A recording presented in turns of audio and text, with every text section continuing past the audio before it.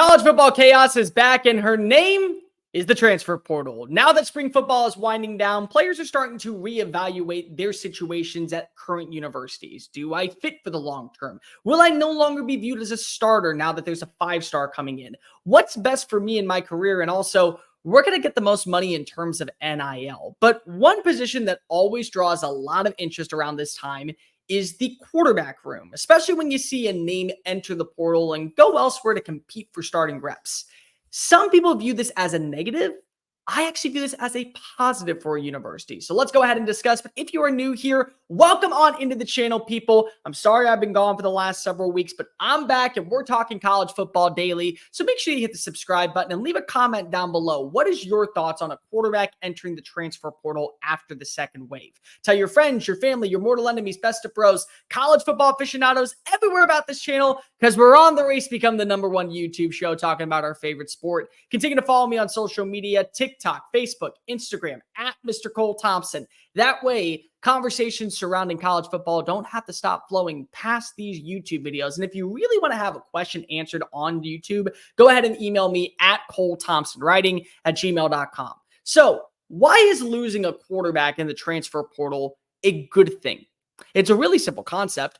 It means that you know who your starter is. This is where I don't understand people who always freak out when they see a high-profile passer depart a university. And it's going to be really evident at a place like, say, Ohio State, where they have 5 quarterbacks on the roster with Lincoln Kienholz, with Devin Brown, Will Howard joins in from Kansas State. You also have 2 incoming freshmen in Aaron Nolan, and then Julian Sayin says, "See you later, Alabama. I'm going to go hitch my wagon to Ryan Day."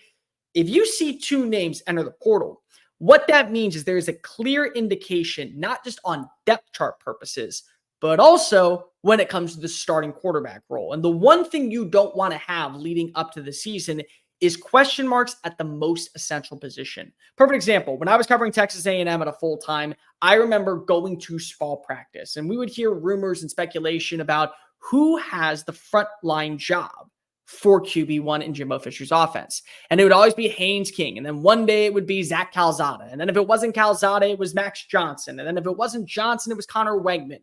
And you'd go into practice and you say, well, why is there not a separation between these two? Are they really, really good? Are they both impressing with all the first team offense? Are they understanding the concepts with the new personnel? The reality is that there was no separation because there wasn't a clear indication that one was better than the other. But when a quarterback enters the portal after spring practice, what that means is that usually coaches have sat down, they've reassessed all the film, they've watched this practice has unfolded, where you've seen the progress, where you've seen regression, and you've kind of come to the decision, we know who is going to lead our team out of the tunnel week 1. We know that as long as you're starting, you're in a good space, and more importantly, you aren't injured. We stand a chance in 2024 because we know that you are the best fit for our team.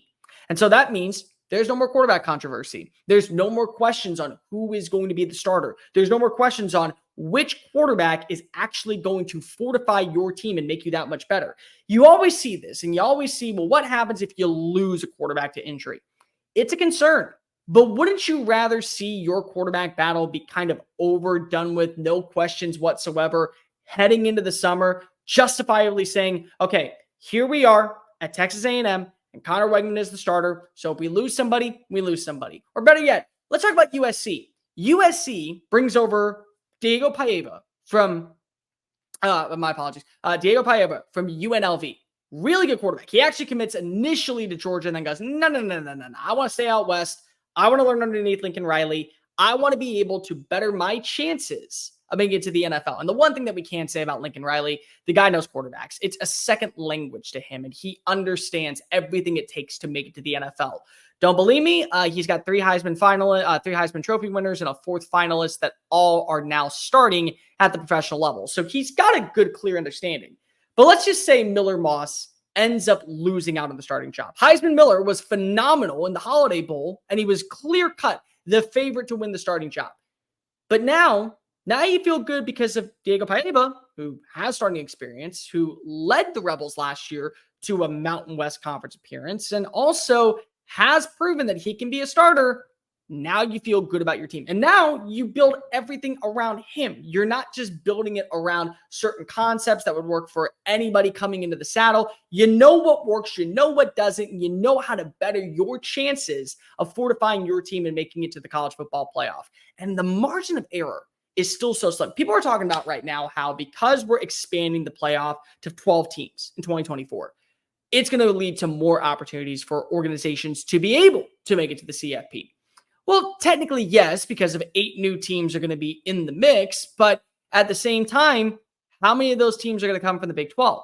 How many of those teams are going to come from the ACC? We know the SEC is going to get at least 3 to 4 teams. We know the Big 10 is going to get at least 3 to 4 teams.